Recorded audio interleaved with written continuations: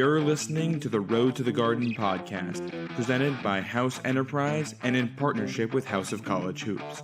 Head over to our site, house-enterprise.com, for more info.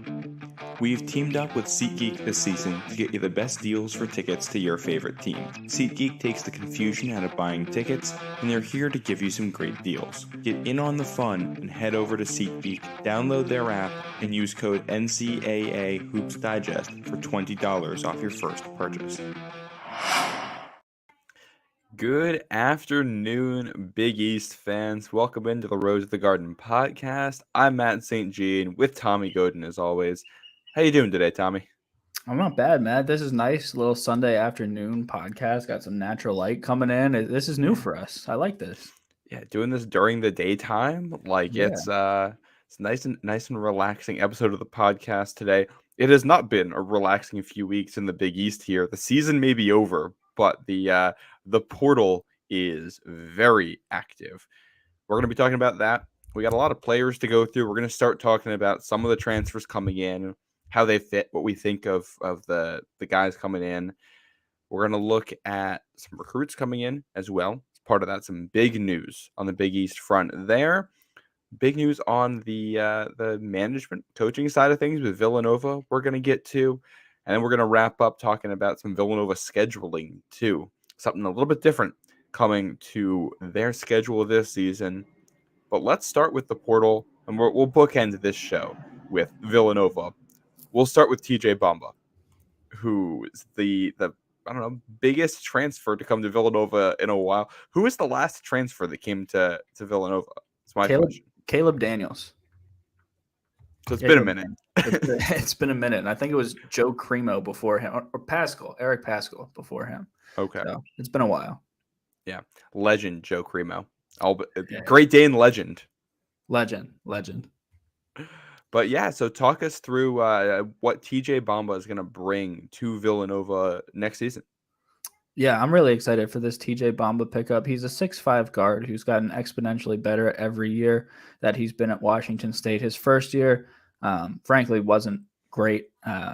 Body control wasn't there, turning the ball over. He was running into people, collecting a lot of charges. But incrementally, year by year, he got much better. His work ethic is fantastic. And he really came onto the scene last year. He had a breakout season. In his third year, he averaged 15.8 points per game, 3.7 rebounds, almost 40% from three, so 37% from three. There we go. But yeah, I'm really excited for TJ Bamba. The combination of him, Justin Moore, you throw Mark Armstrong in there, who is currently slated as a starter. You get one of the better backcourts in not only the Big East, but maybe I think in the P6.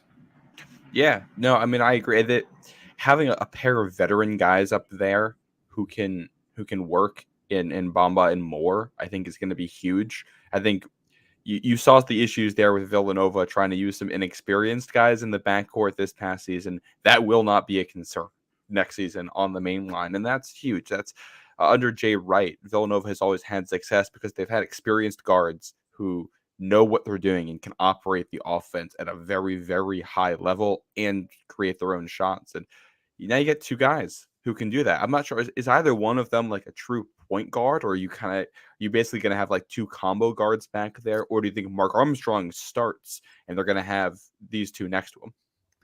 That's a great question. That's going to be interesting to see how Kyle Neptune kind of manages that. Coming out of high school, Mark Armstrong was listed as a combo guard, but towards the end of the year last year, he took a lot of the ball handling responsibilities away from some of these guys. I think he would be the primary point guard, but I think it's going to be a lot of point guard by committee like it was last season. Interesting. All right, and that's going to be kind of one of the big things to watch here for Villanova. Obviously, the Wildcats are still going to be attacking the portal, looking for more guys here to fill this out. We're going to come back around on that to see how they fill out this lineup. But as we get into September, October, we start to figure out what these lineups are going to look like. That, to me, is the big question for Villanova. The other one's going to be, what role does Eric Dixon take on this team? There are rumors that he wants to shoot the ball a little bit more, right? And possibly move to the 4? Yeah, I think it would be better for him and his pro career playing after college, whether that be in the NBA, the G League, overseas, wherever. he would be professional. It's not just limited to the NBA, but I think Eric Dixon's not even 6'10". I think it would extend the longevity of his career if he could extend out past the 3-point line a little bit more. He's a perfect power forward. He has a perfect build for it. He needs to improve his quickness, but I mean, he's gotten better every year and gives us no reason to believe he can't do that. And that goes with the guy who was rumored may or may not have been on campus this Friday, depending on who you believe. I know where you stand on this reporting, but Hunter Dickinson in the mix for apparently a couple Big East schools here. Apparently Villanova, he may or may not have been there. He was at Georgetown, will be visiting Kansas, has visited Maryland. I believe he's at Maryland today as we're recording this. So Hunter Dickinson making the rounds there. Talk about what his fit would be like at Villanova if he goes there. And then we'll also start looking at Georgetown here. What do you think their chances are of getting him, and how would he fit on that lineup? So with the Hunter Dickinson thing, whether he was at Villanova or not, I mean, getting into the semantics of on campus, not on campus, I don't know. I do know that Villanova is well within the mix of Hunter Dickinson being at Villanova, Kansas as well. I think Maryland's in there. I'm not sure how much Georgetown is involved with Hunter Dickinson. Of course, they're going to be in his top 5 or whatever, top 4 schools. But I think those 4, Kansas, Villanova, Maryland, and Georgetown, maybe in that order, would be the landing spots for Hunter Dickinson at this point. But anything can change daily. As it pertains to Villanova, adding Hunter Dickinson would make this team a top 10 to 20 team in the preseason poll, in my opinion.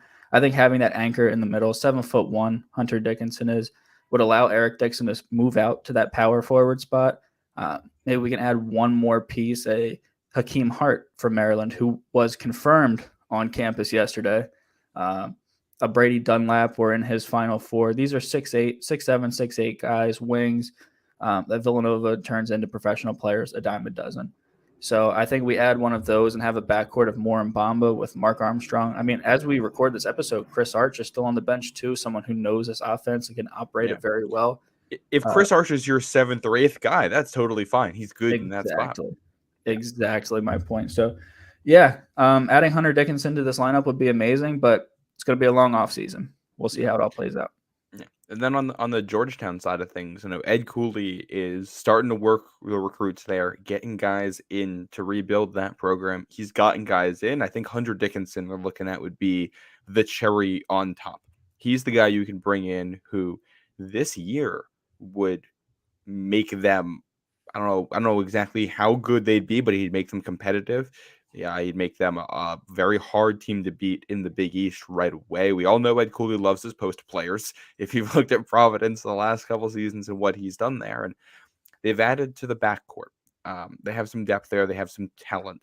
I think there's questions about how good some of the guys are going to be, but it's what Ed Cooley does. He's betting on guys who were recruited highly and who need a new home.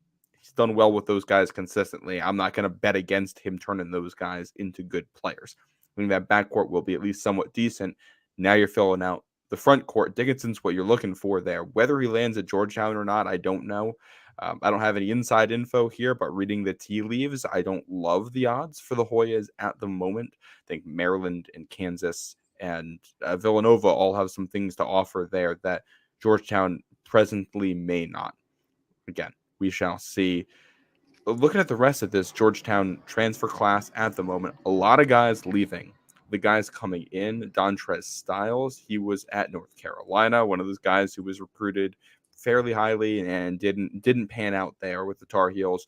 Rowan Brumbra, he redshirted last year at Texas. He's still got 4 years of eligibility left. And Jaden Epps. Epps is a guy who committed to Providence during COVID, then decommitted because things opened up and he wanted to go take on-campus visits, ended up committing to Illinois instead. Things didn't work out there. He hits the portal, reunites with Ed Cooley. He's a guy I'm intrigued to hear your thoughts. Averaged almost 10 points a game last year. Not the best shooter from the outside, but it was an Illinois team that's kind of been all over the place and hard to get a read on. What are your thoughts on him? Yeah, 30% from 3 last year, but he only played 24 minutes a game for this Illinois team. I think he's immensely talented. Just watching a little bit, I don't want to say film. I watched his YouTube highlights. So he's talented from what he put together on the YouTube or whoever did that. But anyway, 9.5 points a game isn't bad, and only in the usage that he had. I'm really excited for him. I'm really excited for Dontrez Styles. I didn't like what I saw on social media and people just talking about him coming into the program at Georgetown. I watched a lot of North Carolina games last year, maybe against my will a little bit because I have family that's a big North Carolina contingent. Dontrez Styles, another one of those guys who didn't really light up the stat sheet. 1.4 points per game, but he was one of my favorite players to come off the bench at North Carolina. Just to watch his pure talent. I'm really excited to see what Ed Cooley can do with him.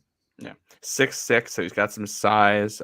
He was ranked 66th in the 24/7 composite coming out of high school, so the talent's there, and that's where we've seen Cooley do this. You're betting on a guy.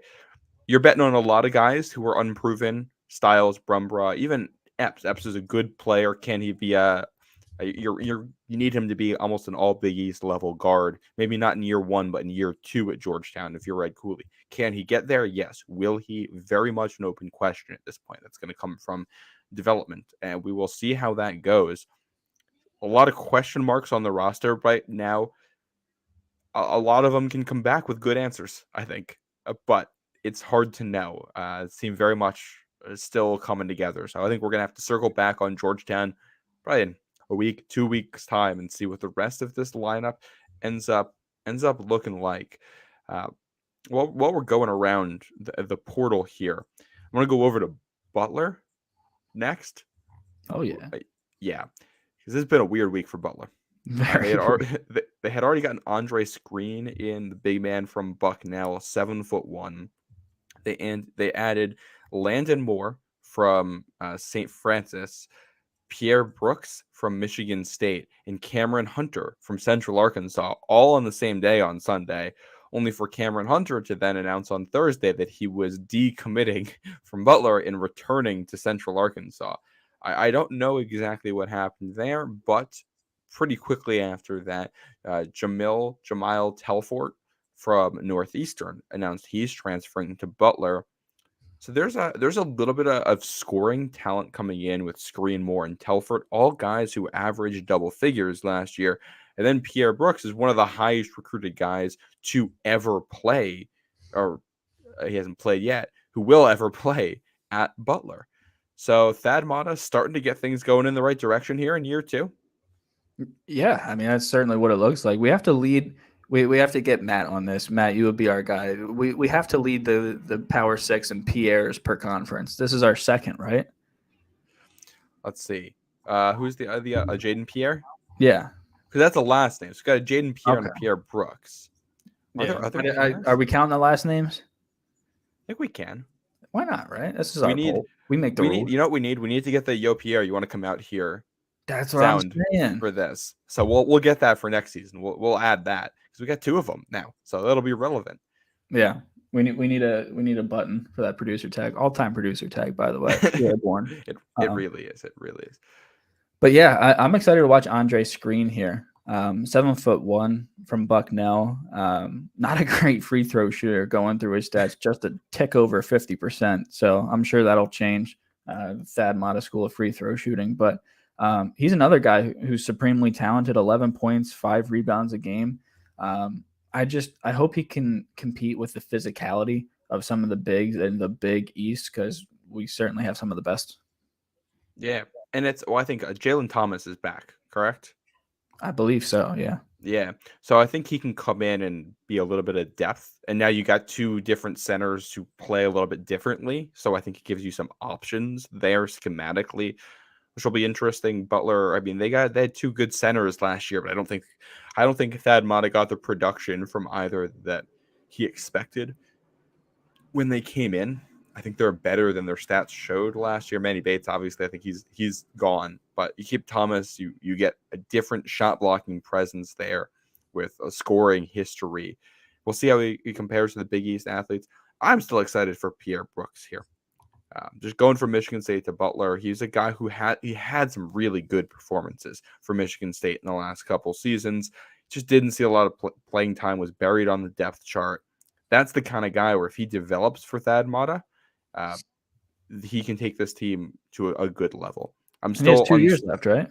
yeah, Yeah. and I'm still uncertain about the depth of this team because they're losing a lot in the portal, but this team was not good last season, and I'm not sure how many of those guys you really want to keep. How many of the guys leaving do you really miss?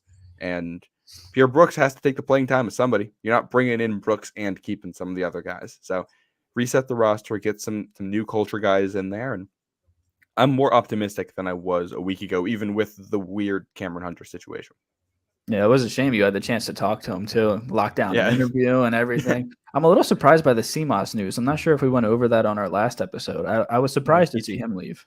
Yeah, he's transferring out of there, and that came later in the process. So I'm not sure what prompted that. We'll see where he ends up. I don't think he's landed anywhere yet. I mean, you'd have to think Thad Matta would want to try to get him back out of the portal if that's an option, because he's arguably been Butler's best player here for the last couple seasons. Yeah, definitely. Yeah, that's what's going on at Butler. Up and down offseason. Started with lots of down, starting to trend up. We'll see how this team looks in year 2 for Thad Matta. I want to take a trip back over to Providence here for a second. They got some news. The Friars got some news this week, not transfer related, but recruiting related. While we're looking at next season, Garway Duel committed to the Friars on that was Thursday. Yeah, it was Thursday. He committed to the Friars. This guy had committed last year, I believe was around 150 in the rankings. Has since risen into the top 50 as a 4-star recruit. He decommitted and he never signed his letter of intent. And then he decommitted when Ed Cooley left. Kim English put the full court press on him to get him back into the fold, and it worked. This is a guy who I think Sam Viceni was saying has one and done talent, which is crazy for a guy like that to be coming into Providence. And now I look at a Providence backcourt that is absolutely loaded and a team that I think has the talent to be a top 25 team. We'll see how Kim English can coach these players up, but the talent is there. Dual threat, baby. Now, what is so amazing to me about what Garway Duel is doing, I mean, he's not a part of the sneaker circuit. He's not on the Nike, Under Armour, or Adidas circuit, anything like that. His stock has grown immensely over the last like a couple of months, not even like the last year, like the last couple of months. He moved, right? I think he moved from Houston to Indiana or something Yeah, like that. he's been he's playing out in California. He's been all over the place. He's been all over the place. He's a 6'5" guard. He can get downhill, plays outstanding defense. Like he's just the perfect example of like if you're good enough, the scouts will come. They'll find you no matter where you are. Yeah. And he's a guy, he has, I believe, a 6'10 wingspan as a 6'5 guard. So he's a guy who's expected to come in and be a lockdown defender kind of right away. Like he has that ability. And you look at it's a Providence backcourt right now. Jaden Pierre, who was one of the top 3 stars last year and played well in limited minutes. You got Corey Floyd, came out the year before. He reclassed to go into college early. He was a 4-star recruit. Garway Duel is a premier 4-star recruit. Devin Carter, who's already shown to be a very good player. And you add in kind of the wing guard position, Devontae Ticket Gaines coming up from George Mason, a guy who has shot 40% from deep in college, a guy who can really shoot the basketball. And that's a lot of good players to occupy a lot of only a couple spots on the floor. We're going to see how the playing time balances between all those guys. We'll assume Bryce Hopkins is at the 4, Josh Oduro at the 5. So the lineup is really coming together for the Friars. Like I said, talent's there. We'll see how English is able to handle it and develop these guys. George Mason, they're the Patriots, right? Is that their mascot? They are. The Providence Patriots? I like that. It works. Got a lot it works. Got 3 George Mason guys in there, right? Maduro, Fernandez, and Ticket. You could almost say 3.5. Richard Barron is a recruit coming in who committed to George Mason and now is coming to Providence. Providence Patriots, baby. Let's get that Yep. started. We got to get Yep. Will on some t-shirts. And then I think in the context of the Big East here, one thing that's interesting, this is a recruiting class, as supposed to be a 3-person recruiting class for the Friars last year. Donovan Santoro, Garway Duell, and Drew Fielder. They kept 2 of 3. Fielder follows Cooley to Georgetown. You look to 2024, they had Kayvon Mulready coming in. He follows Ed Cooley to Georgetown. So the 4 recruits end up splitting. I think you could argue Garway Duell is the best of the 4. Donovan Santoro is the worst of the 4. So Kim English took the oldest and the youngest of the kids, and Cooley got the 2 middle kids. And that's how they settled the divorce. Oh my God, that's a perfect way to put it. Yeah, perfectly balanced there. But hey, it's a really good get for Kim English. I know Georgetown was in on Duell. St. John's was in on him too. We'll talk about St. John's here. Red Storm get Danis Jenkins as their first guy coming in. Now they have 3-4 players on that team. They can finally field a 3v3 team. Danis Jenkins is a guy I know many are high on. He was very good at Iona last season, and now he'll stick with Rick Pitino. Yeah, very good. I mean, I want to talk a lot about Rick Pitino, but I mean, there's just not much to talk about right now. It's like Danis Jenkins and Joel Soriano, and like who else even is on their team? Mohamed Kita. Yeah. And they added another transfer late last night whose name is presently escaping me from VMI. So just another body in that room. Jenkins is a guy who can create offensively. He can hit the 3 ball. He's very good defensively. So, I mean, I think he fits what they're trying to do. But it's also, I mean, it's hard to figure out what St. John's is trying to do right now because that roster doesn't have enough players for us to really grasp what their identity is going to be next season. Yeah, 15-5-4 on Iona. I mean, that'll get it done. That'll get it done. He's going to be a big piece of this St. John's team next year, I think. Yeah, he's just a good player. Like he's just good at basketball, and you got him and Joel Soriano, and that's a really good start for a starting 5. As we presently speak, doesn't he have to sit one? So this is kind of the question. Apparently, he's applying for a waiver, and it was said that it's expected he's going to get it. He was a JUCO transfer, I believe, to Iona. So this is his second transfer. The way the JUCO transfers get calculated into the rules is something that confuses me. Honestly, I'm not quite sure. And with NCAA transfer waivers, just throw a dart at a dartboard about whether or not it's going to be accepted. Like I don't think we have any idea right now where it's going to land.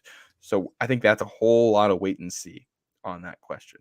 Was told it's expected he'll play this year. I think that's what Adam Zagoria had reported. That rule is crazy how that's shaping the college and the transfer portal because guys like Bryce Hopkins, like who knows if he stays if that rule isn't there. This is one of the things I'm looking at right now. The way that they adjusted it was that basically you don't automatically get a waiver if you have a coaching change and it's your second transfer. So everybody read that as, all right, they're going to crank down on this. And if you transfer twice, you're probably going to have to sit the second time. You have to sit for a year. For Providence, that means Devin Carter, Bryce Hopkins, and Corey Floyd would all be on their second transfers. So they all stayed because they would have to sit a year if they left. I am now curious if the NCAA is immediately abandoning its own guidance here and just allowing people to transfer anyway and accepting waivers on second transfers. We're still in the portal. Those guys still have time to enter if that's what's going on here.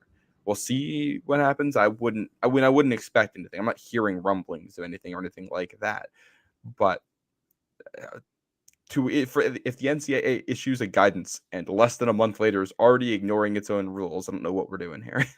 Yeah, just doesn't make much sense. You know who is back in the Big East, Matt? Who? I think you know who. Give me the answer. Jerome Hunter, baby. Big get for the Musketeers that he's back. I mean, popped off last season, breakout season. He's only going to do bigger things this year. So I know certain people are going to be happy about that on Twitter and beyond. But Jerome Hunter back in the Big East. Yeah, and Xavier is a really interesting lineup for next year. Nunji, I know, is going to be gone. He announced he's out It's Fremantle have eligibility left. I don't believe so. No. And Colby Jones is in the NBA draft. Like Sule Boob's gone. Like this is going to be a mostly a new roster next season, and I think Fremantle has a year, and I don't think we've heard anything about it. Jerome Hunter fan club in the chat says Fremantle will be back. So if that's true, that Fremantle Hunter dynamic is going to be huge for this team next season. And as they're establishing, Sean Miller is establishing a new culture here. Jerome Hunter is clearly a really good culture guy for that locker room, and keeping him around for this transition from the old guys to the new guys is going to be huge. Now it's Sean Miller's guys coming in there, recruits that they're developing. They got a couple guys here in the portal. You've got Logan Duncombe coming in. He's got 2 years left. He's from Cincinnati, but he was coming from Indiana. And Davion McKnight coming from Western Kentucky. He scored like 16 and a half a game. Really good shooter coming up from Western Kentucky as a guard. So they're trying to recreate the Sule Boom effect right there. But yeah, that's we're still figuring out what this team will look like next year. That's exactly what I was going to say about Davion McKnight. I'm really high on him out of Western Kentucky. 16 and a half points per game, 5 rebounds per game at 6'1". Really impressive stuff. 3.8 assists and 1.8 steals per game. Just went through his whole stat line. They got Sule Boom last year, who burst on the scene. Sean Miller is a guard whisperer. I really am excited to see what he can do with Mr. McKnight here. Yeah, it's going to be interesting. And while we're talking about the portal, reportedly, Graham Ike, the Wyoming center, is between Xavier and Gonzaga right now. This time last week, he was basically a Providence lock. So we will see how that progresses. But center is a need for Xavier. And Ike, I think, would be a very good fit for what Sean Miller likes to do.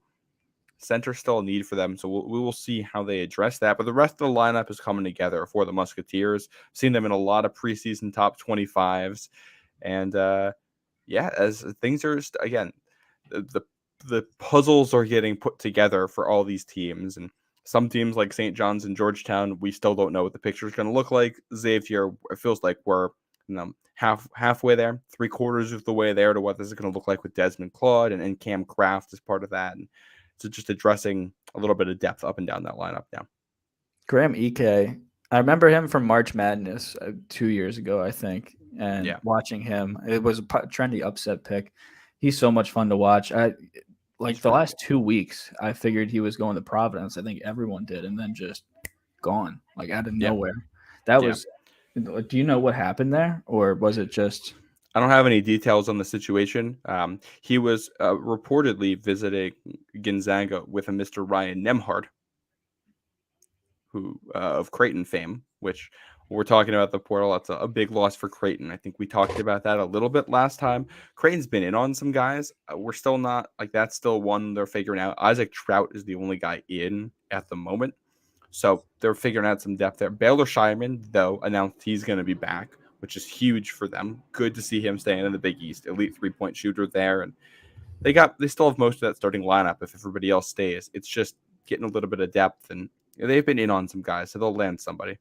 That's what gets lost, I think, a lot in this transfer portal is recruiting your own guys back to your team. I think 2 of the biggest gets in this whole transfer process in the Big East were Justin Moore coming back to Villanova and Baylor Shireman going back to Creighton. The impact of bringing guys back that very easily could have left for the NBA, for another team, more money and NIL, whatever the reason being, bringing these guys back that have experience on this team, they know the culture, they know the coach, everything. I think that's immensely important. Yeah, I agree, and it extends to Jerome Hunter at Xavier and Devin Carter and Bryce Hopkins at Providence. Being able to keep guys like that in the fold is huge. It's massive in this day and age. And that's, like you said, keeping the players you have is as important as recruiting in the new guys. So some good stuff there. Obviously, they couldn't keep everybody in the fold with Nemhard deciding to leave. Going through the rest of this, UConn, Naheem Aline out. Looks like Adama Snogo out, likely. He still has not given up his eligibility, but he's looking at pro options. Donovan Clingan is in.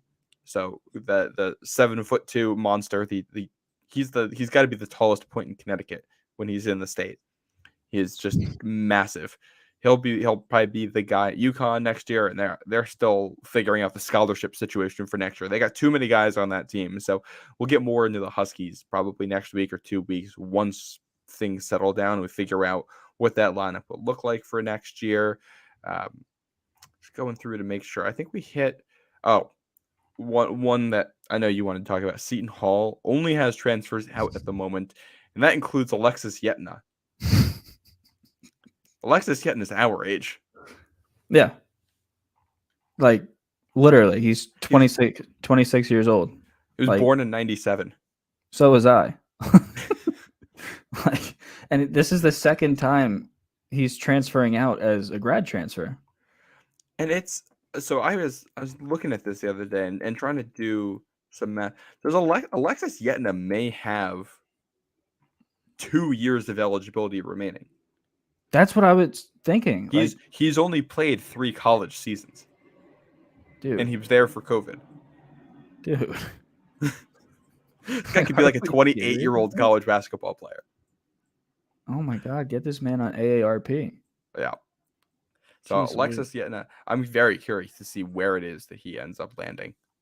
Interesting name there, but Seton Hall without a current transfer commit for next year, and they're not great to lose some of the guys they're losing and not have anybody coming in. Obviously, Kaderi Richmond is there, which is big, but Trey Jackson out, Tyrese Samuel out, Femi Odekale out, Alexis Yetna out, with nobody coming in the portal. That's a lot of experience to be losing from a team like that. They got 2 guys coming in next year: Isaiah Watts, David Tubeck as freshmen. Both of them are 3-star guys, so not looking great for the Pirates at the moment. No, certainly not. And to transition back to, we talked about it a minute ago, but UConn and Naheem Aline, I wonder if him leaving doesn't open the door a little bit for Andre Jackson or Tristan Newton to come back. Because if I were Aline, I would want a bigger role in this offense, or not on this offense, but in this team in general. But, I mean, it's fun to speculate. Well, I think Andre Jackson said he's coming back. I think he said he wants to come back for 2 more years. Yeah, did he say that, or did he tell a fan that, or was it like an official? I mean, let me find what I had seen. Yeah, I mean, having Andre Jackson back, I'm really scared to play this UConn team if it brings Andre and Tristan Newton back. Yeah, and Jackson's a guy who has, he's got NBA draft prospects here, so we'll see what ends up going on there. Very much like that. We'll probably talk more about UConn next episode once these things start to figure themselves out. Yeah, for sure. UConn is still they're still on their honeymoon right now, I think. Yes. As they should be. Yeah. Very. They could celebrate here for a bit, and I mean they had such a class. UConn's issue right now is an abundance of wealth and figuring out who doesn't make the cut. So. Yeah.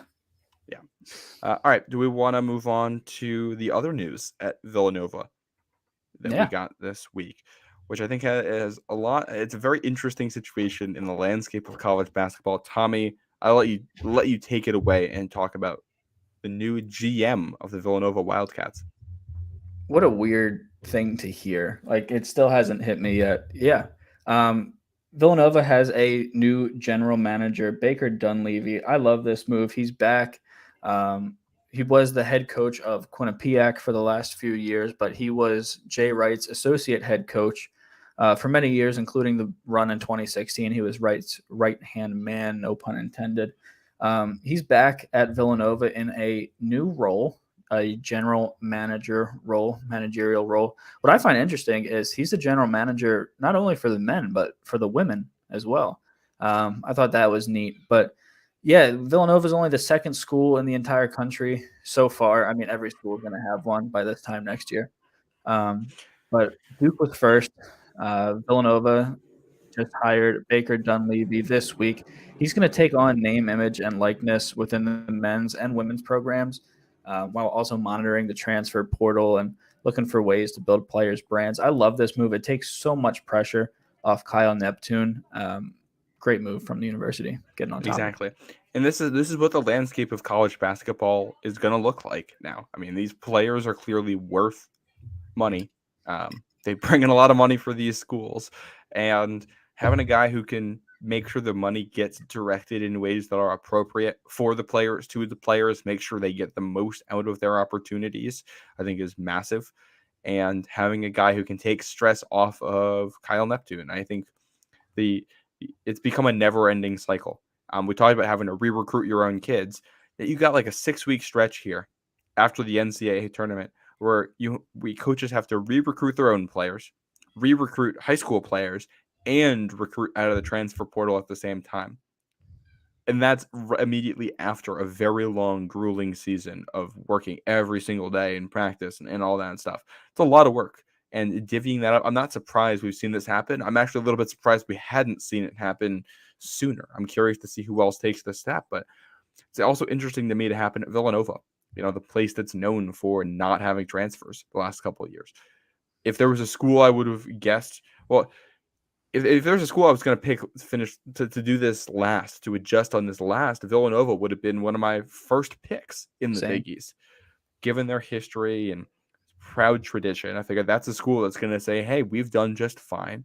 We're going to keep doing things the way they've been going. I think it's very good leadership from the very top of that school down to recognize that this is the direction college basketball is going. And if you want to stay competitive, this is what you have to do.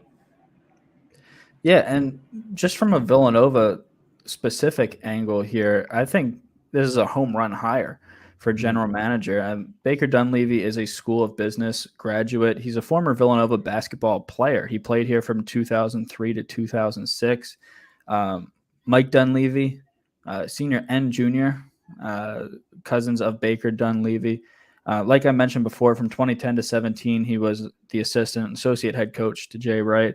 2017 to 2023, he was at Quinnipiac, and now he's back. So he's a Nova guy through and through. Very smart, knows the business side of this, and this is just a home run hire for the Wildcats. Yeah. Oh, I fully agree. I'm curious to see who goes in this direction next. Like Georgetown. Yeah. Well, Georgetown to me is a school where it's like I think you can argue either way. With the tradition and the way that they've been slow to adapt to the modern age in a lot of ways. They look at the social media presence. That's something I know the fans have a lot of issues with, their lack of stuff there and their communications issues. And they're trying to bring a lot of money in for NIL stuff.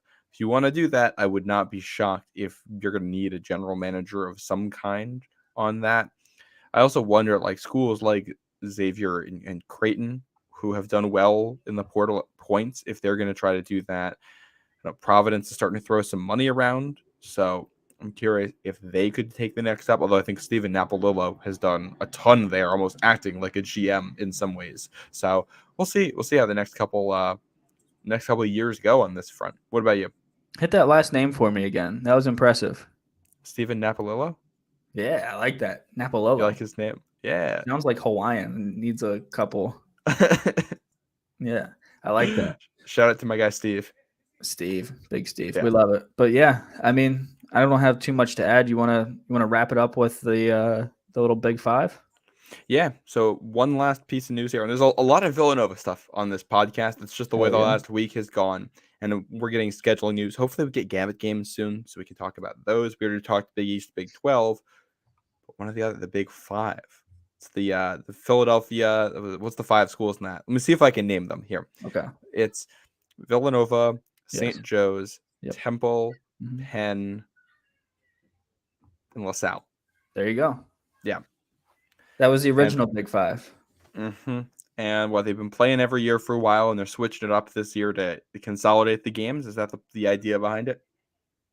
Yeah, I mean, this is more than a 25-year history. And fans of the Big East, I'm excited to bring this idea to you. We got an article that Matt and I are working on that we're really proud of. We're going to bring to you guys in the coming weeks. But the Big Five is a Philadelphia tradition. Those 5 schools that Matt named, and now the addition of Drexel to make it an even 6, are going to play a round-robin style tournament. And I'll put tournament in parentheses here because it's not a tournament that counts towards. It's not your MTE. Yeah, it's not the MT. Like, we're still playing in the Battle for Atlantis, but yeah. So there's going to be broken into 2 different pods. Temple, LaSalle, and Drexel is going to be in Pod 1. Villanova, St. Joseph's, and Penn are going to be in Pod 2.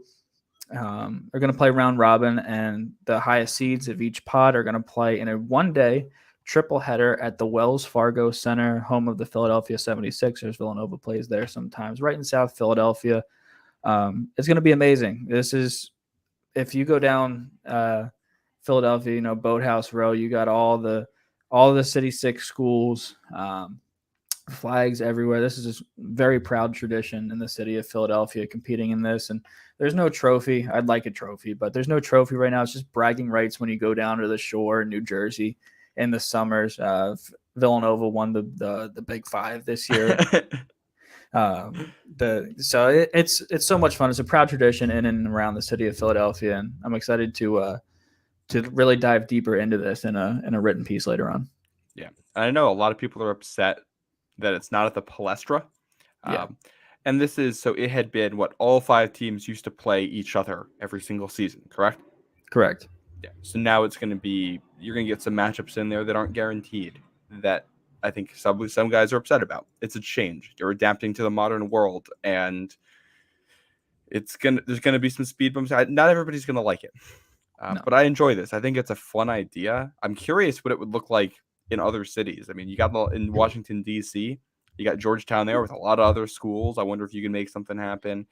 You got 4 teams in Rhode Island with Providence, Brown, URI, and Bryant. I wonder if something like this would ever work there.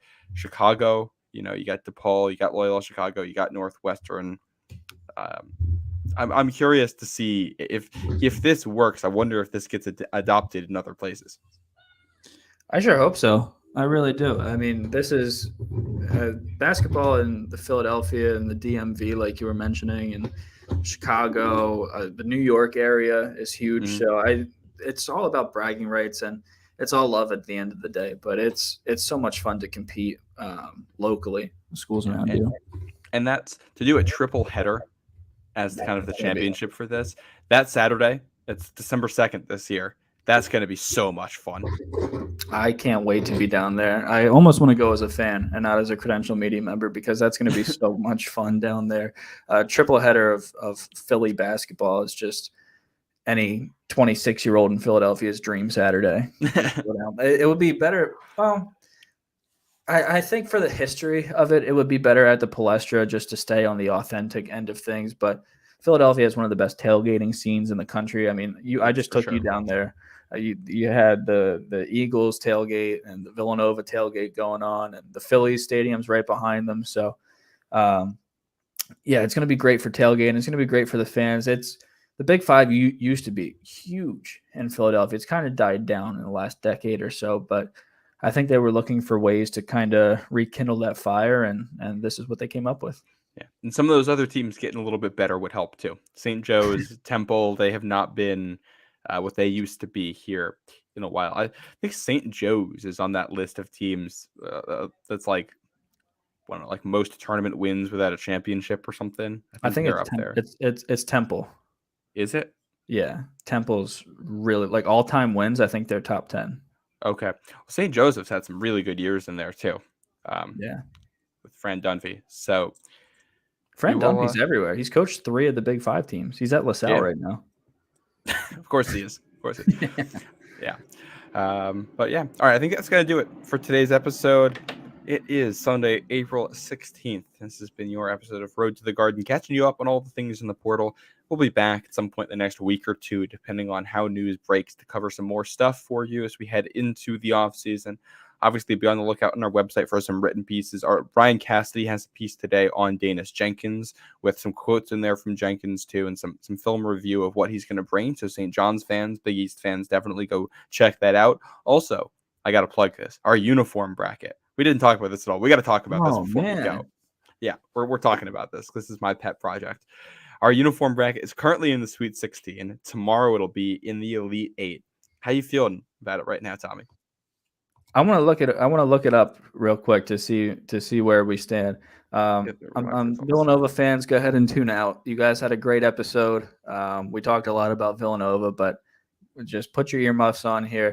I cannot believe that St. John's red uniforms did not compete that well with Villanova's baby blues. Now I like Villanova's baby blues. They're not my favorite. I don't like the. I'm a traditionalist when it comes to these uniforms. I like Villanova's home and away, the original ones, and I like their black ones or extremely dark blue, whatever they are. Pitch blue is what they Pitch call it. blue, yeah. So I like those, but St. John's red uniforms, they are Love them. S tier. So let me check out this. What's surprising you about it so far? Well, that same matchup surprised me. I like the Villanova light blue uniforms, but my issue with them, seeing them in person, they show sweat like crazy. The sweat stains you get on those are not great. And having a front row seat on Eric Dixon wearing those last season was not flattering. And it's just like that's ruined it for me. I like those uniforms, but I like the pitch blues more. I think the pitch blues have become my favorite of the Villanova ones. And I love the red. There's no red in this conference. So I'm gonna vote for those St. John's for a while here because I like that splash of color. Let me look back through the bracket here. One thing I think it's interesting. There's a lot of throwbacks in here. And we got like two matchups at the UConn. We got the UConn white throwback against the Xavier white throwback, and we got the DePaul white throwback against the Providence white throwback. So a little elimination there. Go back through here and see what. I'm really surprised that Marquette's turquoise didn't do better. Well, that one only gets worn once a year. Yeah, that's okay. I like the championship blue better personally.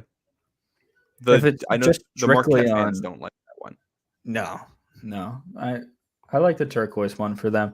I think this is just we're just waiting for UConn's white throwbacks to win this whole thing, but it feels inevitable. Yeah, I mean they're good. You know who I'm rooting for? The Marquette yellow. I'm rooting for DePaul's white throwback. I like that one. I'm gonna vote for them to win if they get that far. That's a good one. The title blue for Georgetown had a nice campaign. I was surprised we didn't see gray uniforms do better across the board.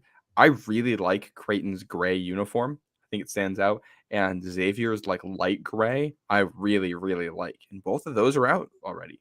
And I think Xavier's light gray is still in at the moment, but losing. No, it's out. It lost in the last round. So I was surprised to see both of those go out. Yeah, I'm not huge on the gray uniforms. I like the traditional white. I think it's a cleaner look, but there's some I like. And Georgetown's grays are out too. That's the other gray. I like Georgetown's old uniform. What they did to their uniforms, I'm surprised you don't talk about this more, but what Georgetown did to their uniforms is a crime against humanity. That's that trim that they had down the side. I don't know what it was, but it was clean. I'm forgetting the name of it. That's a pattern, and they also have it in the paint of their arenas. I can't believe I'm forgetting the name of it. So Georgetown fans are going to slam me for that, and rightfully so. But yeah, I love that pattern. They still have it. It's on their alternate uniforms, and we got the Georgetown gray alternate with that pattern down the side against the Providence black throwback, which was a great little matchup there. I don't like that it's on a black uniform on the road instead of a blue one. Yeah. Oh my god, I'm looking it up here now. I don't know what this is going to kill me. I don't know what the pattern is. Those Allen Iverson. You want to talk about the Big Five and going down the shore, like on the beach in the summer? You go down any shore and you'll see at least a handful of like high school, young college kids wearing Allen Iverson Georgetown uniforms. Anywhere you go, those were clean. Iverson's a legend. Yeah, it's the Kenty cloth. That's what it is. Yep, sure enough. Yeah. So yeah, I love that for Georgetown. I like the regular uniforms though. I like all the Georgetown uniforms right now. I think they all look good. Yeah, I mean they were better, but I don't mind them now. Yeah. I like the teal. I like the Mac McClung Georgetown teal. The title blue. I don't know. I'm hit or miss on it. I would just Georgetown really only needs a gray uniform and a navy blue uniform, and that's good for me. Yeah, Keep it simple. I like that. You could talk Yeah, about uniforms all day. I really could. I Yeah. really could. Let me see if I got any other tidbits before we log off here. Marquette's navy beating Marquette's black. Seton Hall's uniform, I think, has done very well here, and it doesn't surprise me. I like it a lot with the script on the front. Yeah. It's a nice blend of colors there, and there's only Ooh. one uniform in the conference that has a logo on the front instead of a word, and that's Providence's alternate gray uniform with the Friar logo on it, and that one went out immediately. That is not a uniform that Providence fans like. So we'll see if they keep that one around for next year or if they change it up. Yeah, those are hit or miss when you have the logo on that. I don't love Providence's, but like Arkansas had one. I think Miami has one with the stork, and I love the stork and the Miami one. I don't like the Arkansas ones at all. It just looks like a practice jersey to me. Yeah. Do Especially when it's like a small logo, it's like it just doesn't fit. you remember the Villanova ones? No. Oh my god, I gotta send it to you. Is this from the 90s? No, like Archidiakono wore one. I have no memory of this. I'll send it to you, but Okay. I forgot what I was gonna say. All Take right. me home, Well, Matt. that's our uniform bracket. So go check that out on the blog and cast your votes. Having a little fun here in the off season. We're going to be bringing more content to you throughout the summer. We're going to get some stuff lined up here. Schedule's slowing down. We're going to slow down a little bit too, but we won't go away entirely. We will still be here giving you some kind of content. So thank you all for listening all season long as we head into the off season. That's Tommy Godin. I am Matt St. Jean. Follow us on Twitter. Subscribe where you're listening to this. Subscribe to our YouTube channel for video content. And we will see you next time. Thank you for watching.